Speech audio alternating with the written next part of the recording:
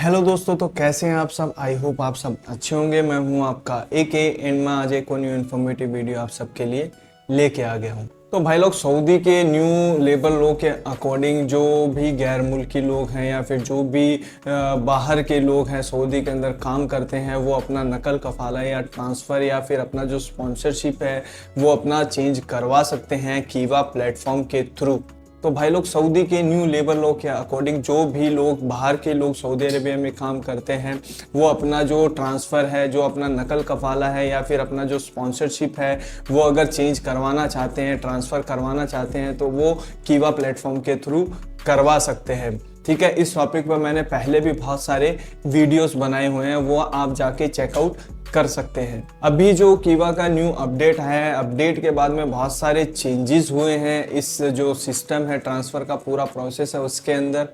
And जो लोगों के सवाल भी हैं वो भी बहुत सारे आ रहे थे कीवा ट्रांसफ़र को लेके। एंड लोगों को बहुत सारे एरर्स भी आ रहे थे जब भी वो अपनी रिक्वेस्ट मंगवा रहे थे, रिक्वेस्ट एक्सेप्ट कर रहे थे, या फिर कुछ भी ऐसे बहुत सारे एरर्स आ रहे थे जिनके बारे में लोग मेरे से सवाल कर रहे थे। तो यही कुछ रीज़न है मेरा ये वीडियो फिर से डिटेल के अंदर बनाने का। जो भी अपडेट आया है उसके बाद में डिटेल में मैं ये वीडियो बनाने जा रहा हूँ। एंड इसके अंदर मैं आपको प्रॉपर तरीके से समझाऊंगा कि क्या क्या एरर्स आएंगे आपको एंड क्या क्या प्रोसेस रहेगा ये ट्रांसफ़र का कीवा के थ्रू। वीडियो में देरी नहीं करते हुए वीडियो को स्टार्ट करते हैं। बट स्टार्ट करने से पहले आप सबसे एक रिक्वेस्ट है कि अगर आप चैनल पे नए हैं तो प्लीज़ चैनल को सब्सक्राइब कर लीजिए। वीडियो अगर पसंद आए तो वीडियो को लाइक भी कर दीजिए, शेयर भी कर दीजिए, ठीक है, ताकि मैं आपके लिए इस तरीके के अच्छे वीडियोज़ लाता रहूँ। तो वीडियो को करते हैं स्टार्ट। तो भाई लोग, इस वीडियो के अंदर मैंने 6 स्टेप बनाए हैं जिसके अंदर मैं आपको 1 बाय 1 एक्सप्लेन करूंगा एंड आप लोगों को समझाने की कोशिश करूंगा। एंड आप लोग वो सभी स्टेप्स को प्रॉपर तरीके से समझ के अपना जो नकल कफाला है वो करवा पाएंगे कीवा के थ्रू। तो भाई लोग, इसका जो फर्स्ट जो स्टेप है वो है अपलोड एम्प्लॉयमेंट कॉन्ट्रैक्ट इन कीवा। इसका मतलब कि आप जिस भी कंपनी में ट्रांसफ़र लेना चाहते हैं उस कंपनी में आपने इंटरव्यू दिया, ऑफर लेटर लिया, फिर उसके बाद में कंपनी का काम क्या होता है, जो न्यू कंपनी उसका काम क्या होता है कि आपको जो ट्रांसफ़र रिक्वेस्ट भेजनी होती है। ठीक है, ये फर्स्ट स्टेप है अपना। इसके अंदर आपको ये समझना पड़ेगा कि आप जिस भी कंपनी में ट्रांसफ़र लेना चाहते हैं तो उस जो न्यू कंपनी है जो भी आपको ट्रांसफ़र रिक्वेस्ट भेजेगी उस कंपनी को 5 कंडीशंस को फॉलो करना पड़ेगा। इसके अंदर पहली कंडीशन क्या है, कंपनी उसी एम्प्लॉय को ट्रांसफ़र रिक्वेस्ट भेज पाएगी जिस एम्प्लॉय को सऊदी में कम से कम 1 साल हो गया हो। अगर उस एम्प्लॉय को 8 महीने, 7 महीने, 6 महीने हुए होंगे तो वो जो कंपनी है, न्यू कंपनी है, वो आपको ट्रांसफ़र रिक्वेस्ट भेज ही नहीं पाएगी। सेकंड कंडीशंस क्या है, जो कंपनी है, जो भी आपकी न्यू कंपनी है, वो 80% एम्प्लॉयज़ को लास्ट 3 मंथ में उनको सैलरी दी हो, उनकी सैलरी ना रोकी हो, ठीक है, तभी वो कंपनी आपको जो ट्रांसफ़र रिक्वेस्ट है वो भेज पाएगी। थर्ड क्या है कि जो आपका इकामे का प्रोफेशन है वो कंपनी की डिमांड से मैच करता हो। फॉर एग्जांपल, कंपनी को सेल्समैन चाहिए एंड आपके जो इकामे का प्रोफेशन भी सेल्समैन है तो कंपनी आपको इजीली ट्रांसफ़र रिक्वेस्ट भेज के ले सकती है अपने पास में। एंड जो फोर्थ कंडीशन है वो क्या हो गई, जो कंपनी है उसने अपने एम्प्लॉयज़ का कम से कम 50% एम्प्लॉयज़ का जो कॉन्ट्रैक्ट है कीवा पे अपलोड किया होना चाहिए। और अगर कंपनी 40%, 30% या फिर अपलोड करती ही नहीं है कीवा पे अपने एम्प्लॉयज़ का कॉन्ट्रैक्ट, तो वो कंपनी आपको कॉन्ट्रैक्ट रिक्वेस्ट या फिर ट्रांसफ़र रिक्वेस्ट नहीं भेज पाएगी।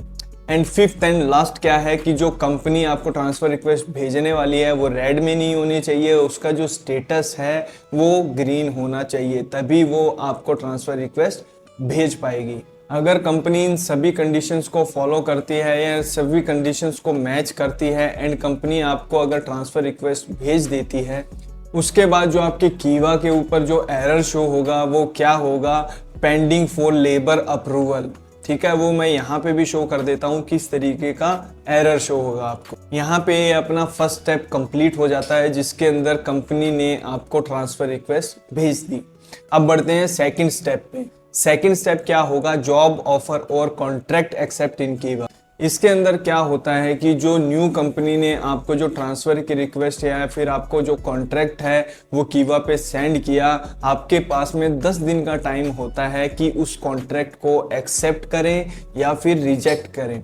ठीक है, अगर 10 दिन के अंदर अंदर आप कुछ भी रिस्पॉन्स नहीं करते हैं उस कॉन्ट्रैक्ट को लेके तो वो कॉन्ट्रैक्ट कैंसिल हो जाएगा। तो सिंपल सी चीज़ है, जब भी आप कंपनी से रिक्वेस्ट मंगाए, कंपनी आपको रिक्वेस्ट भेज देती है तो आप उसको हैंड टू हैंड ही एक्सेप्ट कर लें। बट एक चीज़ मैं आपको बोलूँगा कि आप जब भी कंपनी से कॉन्ट्रैक्ट मंगाए, कॉन्ट्रैक्ट एक्सेप्ट करने से पहले एक बार कॉन्ट्रैक्ट को प्रॉपर तरीके से पढ़ ज़रूर लें कि कॉन्ट्रैक्ट में क्या क्या लिखा हुआ है। अगर आपको कॉन्ट्रैक्ट समझ में आए, अगर आपको पढ़ना नहीं आता, इंग्लिश पढ़ना नहीं आता, तो उसको किसी और से पढ़ाएं जो बंदा इंग्लिश जानता हो। ठीक है, अगर आपको कॉन्ट्रैक्ट समझ में आए, आपको लगे कि हाँ ये कॉन्ट्रैक्ट सही है, उसके बाद में ही उस कॉन्ट्रैक्ट को एक्सेप्ट करें। अगर आपको कॉन्ट्रैक्ट एक्सेप्ट करने में कुछ भी प्रॉब्लम आती है, ठीक है, कुछ भी एरर्स आता है, तो आप कीवा टीम की हेल्प ले सकते हैं। उन दोनों का ईमेल भी मैं आपको यहाँ पे शो कर देता हूँ एंड जो कॉन्टैक्ट नंबर है कीवा सपोर्ट का, कीवा टीम का, वो भी मैं यहाँ पे आपको शो कर देता हूँ। तो आप इस पे कॉल या ईमेल करके अपना जो प्रॉब्लम है इनको बता सकते हैं एंड अपना प्रॉब्लम जो है वो सॉल्व करवा सकते हैं। एंड जब भी आप अपना जो कॉन्ट्रैक्ट है वो एक्सेप्ट कर लेते हैं, जैसे न्यू कंपनी ने आपको कॉन्ट्रैक्ट भेजा, आपने एक्सेप्ट किया, एक्सेप्ट करने के बाद में आपकी जो कीवा पे जो एरर शो होगा वो होगा pending for current employer approval. ठीक है, यानी जो आपकी करंट कंपनी है उसका अप्रूवल चाहिए होगा। यहाँ पे अपना जो सेकंड स्टेप है वो भी कंप्लीट हो जाता है। अब बढ़ते हैं थर्ड स्टेप पे। जो थर्ड स्टेप है वो क्या है, pending for notice period completion. अब इसके अंदर क्या है कि जब भी आप उस रिक्वेस्ट को एक्सेप्ट करेंगे, एक्सेप्ट करने के साथ ही आपका जो नोटिस पीरियड है वो स्टार्ट हो जाएगा एंड जो आपके कीवा पे जो एरर है वो शो होगा pending for notice period completion. वो भी मैं यहाँ पे शो कर देता हूँ किस तरीके का आपको एरर शो होगा। एंड यहाँ पे अपना जो थर्ड स्टेप है वो भी प्रॉपर तरीके से कंप्लीट हो जाता है। अब बढ़ते हैं फोर्थ स्टेप पे। फोर्थ स्टेप इसका क्या होगा, फोर्थ स्टेप इसका होगा request acceptance by the current employer. And इसके अंदर समझते हैं कि जैसे कि आपने रिक्वेस्ट एक्सेप्ट करी, आपका नोटिस पीरियड भी स्टार्ट हो गया एंड जो आपकी रिक्वेस्ट है वो आपके करंट एम्प्लॉयर के पास में चली गई।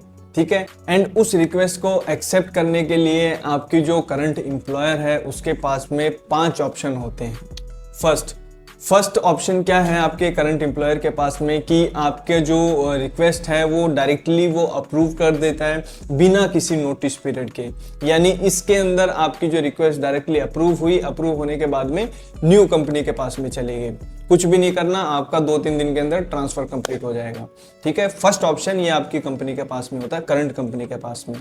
सेकंड ऑप्शन आपकी जो करंट कंपनी है उसके पास में क्या होता है कि वो आपकी रिक्वेस्ट तो एक्सेप्ट करेगी बट जो 90 डेज का नोटिस पीरियड है वो कंपनी नहीं हटाएगी आपका। ठीक है, वो नोटिस पीरियड के साथ में ही आपकी जो रिक्वेस्ट है वो एक्सेप्ट करेगी एंड जैसे ही 90 डेज कंप्लीट होंगे, कंप्लीट होने के बाद में आप न्यू कंपनी में जा पाएंगे।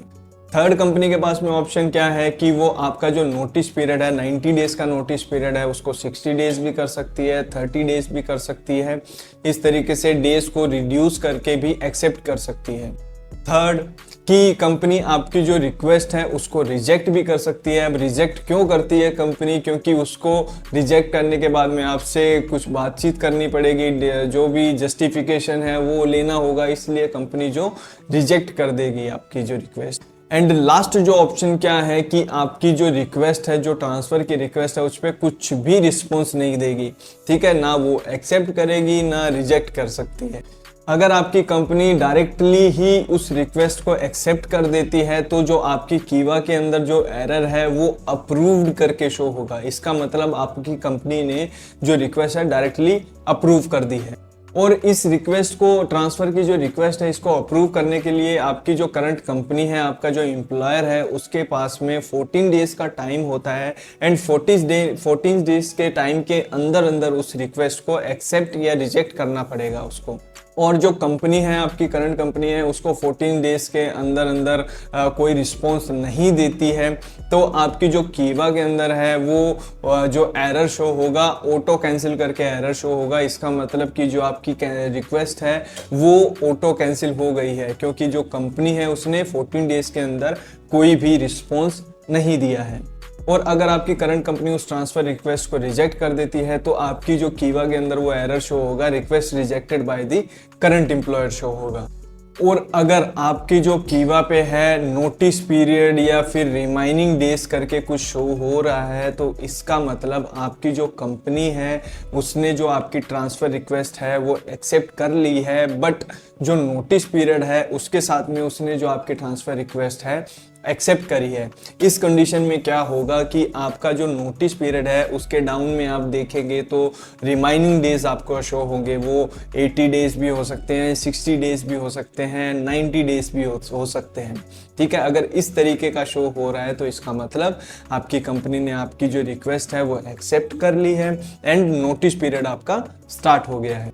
और इस कंडीशन में जो आपको कीवा के ऊपर एरर शो होगा वो होगा pending for notice period completion करके। अब बढ़ते हैं फिफ्थ स्टेप पे। फिफ्थ स्टेप अपना क्या होने वाला है, पेंडिंग कंप्लीटिंग ट्रांसफर इन अपशर बाय द न्यू एम्प्लॉयर। इसके अंदर क्या होगा कि जैसे ही आपका जो रिमाइनिंग डेज है, जो आपकी कीवा के अंदर नोटिस पीरियड है वो खत्म होगा, खत्म होने के जस्ट बाद ही आपको ये एरर शो होगा, जिसके अंदर क्या होगा, पेंडिंग कंप्लीटिंग ट्रांसफर इन अपशर बाय द न्यू एम्प्लॉयर। इस तरीके का आपको कीवा के अंदर एरर शो होगा। और इस स्टेप के अंदर जो आपका न्यू एम्प्लॉयर है, आपकी जो न्यू कंपनी है, उसको आपके जो इकामा ट्रांसफर की फी है वो पे करनी पड़ेगी और अपने कंपनी के अपशर के अंदर जाके आपकी जो ट्रांसफर रिक्वेस्ट है उसको भी एक्सेप्ट करना पड़ेगा। और जो ट्रांसफ़र की फ़ी है एंड जो आपकी जो रिक्वेस्ट है वो एक्सेप्ट करने के लिए जो आपकी न्यू कंपनी है उसके पास में 24 डेज का टाइम मिलेगा उसको, कि उसको 24 दिन के अंदर अंदर उस रिक्वेस्ट को फाइनल प्रोसेस करना होगा। और अगर 24 दिन के अंदर अंदर आपकी जो न्यू कंपनी है, आपका जो न्यू एम्प्लॉयर है, कुछ भी रिस्पॉन्स उस जो रिक्वेस्ट है उस पर नहीं देता है, तो वो जो रिक्वेस्ट है ऑटो कैंसिल हो जाएगी एंड फिर से आपको दोबारा से सारा प्रोसेस करना पड़ेगा, जिसके अंदर आपको नोटिस पीरियड भी आएगा, उसको फिर दोबारा कंप्लीट करना पड़ेगा। तो बहुत ज़्यादा लॉन्ग प्रोसेस ये हो जाता है। तो मैं आपको यही बोलूँगा कि आप लोग कोशिश यही करें कि जैसे ही आपको ये न्यू कंपनी के पास में आपकी जो रिक्वेस्ट चली जाए उसके बाद में आप न्यू कंपनी से डायरेक्टली टच में रहें, उनसे बात करते रहें, उनसे पूछते रहें कि कहाँ तक काम पहुँचा। अगर आप थोड़ी बहुत भी ढील देंगे तो कंपनी को क्या है, कंपनी को कोई फ़र्क नहीं पड़ता, वो ऐसे ही छोड़ सकती है। तो आप बात करते रहें उनसे ताकि वो जल्दी से जल्दी आपका प्रोसेस करवा दे काम। तो यहाँ पे अपना जो फिफ्थ स्टेप है वो भी कंप्लीट हो जाता है एंड अब बढ़ते हैं सिक्स्थ स्टेप पे। सिक्स्थ स्टेप क्या है अपना कि प्रिंट दी हकामा, कि इकामा प्रिंट करने का जो फाइनल स्टेप अपना क्या होता है, इकामा प्रिंट करने का। जब भी इसके अंदर क्या है कि जब भी आपकी जो न्यू कंपनी है आपका जो ट्रांसफ़र रिक्वेस्ट एक्सेप्ट कर लेता है, जब भी आपका जो न्यू कंपनी है वो आपकी ट्रांसफ़र रिक्वेस्ट एक्सेप्ट कर लेता है, उसके बाद उसके पास में 12 दिन का टाइम होता है एंड उस 12 दिन के अंदर अंदर उसने जो भी आपका ट्रांसफ़र का फ़ी है, जो भी आपका इकामा का फ़ी है, सारा प्रोसेस करके उसको कंप्लीट करना पड़ेगा। अगर वो कंप्लीट नहीं करेगा तो आपका जो ट्रांसफ़र है वो मुकम्मल नहीं होगा। अगर वो कंप्लीट कर देता है, सब कुछ पे कर देता है, आपका जो भी फ़ी है सब कुछ पे कर देता है, तो आपका जो ट्रांसफ़र है, नकल कफ़ाला है, वो प्रॉपर तरीके से आपका हो जाएगा। एंड इसके अंदर मैं आपको बता दूं, एज़ पर आर्टिकल 40 जो भी आपका जो ट्रांसफ़र का फ़ी है, जो भी ट्रांसफ़र का फ़ी है वो एम्प्लॉयर को ही पे करना पड़ेगा, यानी आपकी जो कंपनी है उसको ही पे करना पड़ेगा। आपकी कंपनी आपसे वो ट्रांसफ़र के पैसे मांगने की हकदार नहीं है। ठीक है, अगर आपसे ये कंपनी मांगती है कि नहीं ये आपको पे करना पड़ेगा तो आप उसके खिलाफ लीगल एक्शन कर सकते हैं। और जब भी आपका जो ट्रांसफ़र है मुकम्मल हो जाएगा उसके बाद में आप अपने अपशर पे चेक कर सकते हैं। अपशर पे जाके जैसे ही चेक करेंगे कि आपका जो स्पॉन्सरशिप है वो दूसरी कंपनी का शो होने लग जाएगा, यानी सिंपल वर्ड्स में बोलूँ कि न्यू कंपनी का नाम आपके अपशर के अंदर शो होने लग जाएगा। और जब भी आपका इस तरीके से न्यू कंपनी का नाम शो होने लगे तो इसका मतलब जो आपका ट्रांसफ़र है वो भी कंप्लीट हो चुका है, जो आपका इकामा है वो भी बन चुका है। अब बात रहती है इकामा प्रिंट की। आप खुद से भी जाके अपना इकामा जावाज़ात से प्रिंट करवा सकते हैं, नहीं तो फिर जो कंपनी में जावाज़ात का जो काम देखते हैं, जो लोग काम देखते हैं, वो भी आपका इकामा प्रिंट करके आपको खुद ही दे देंगे। ठीक है, तो ये कुछ वीडियो था जिसके अंदर मैंने प्रॉपर तरीके से एक्सप्लेन करने की कोशिश करी है कि क्या क्या स्टेप्स होते हैं ट्रांसफ़र लेने के, कीवा के थ्रू ट्रांसफ़र लेने के, एंड क्या क्या एरर्स आपको आ सकते हैं ट्रांसफ़र लेते टाइम। तो डरना बिल्कुल नहीं है, घबराना बिल्कुल नहीं है। अगर आपको कुछ भी प्रॉब्लम होती है ट्रांसफ़र को लेके, कुछ भी एरर आता है ट्रांसफ़र के रिगार्डिंग, तो आप डायरेक्टली मेरे से कॉन्टैक्ट कर सकते हैं। और मेरे जो कॉन्टैक्ट डिटेल है वो मैं वीडियो के डिस्क्रिप्शन में दे दूँगा, जिसमें मेरी इंस्टा आईडी आपको मिलेगी एंड जो मेरा टेलीग्राम चैनल है वो भी आपको वहां पे मिल जाएगा। अगर कुछ भी प्रॉब्लम होती है किसी भी चीज़ को लेके, किसी भी चीज़ से रिलेटेड सऊदी में, तो आप मेरे से डायरेक्टली कांटेक्ट कर सकते हैं।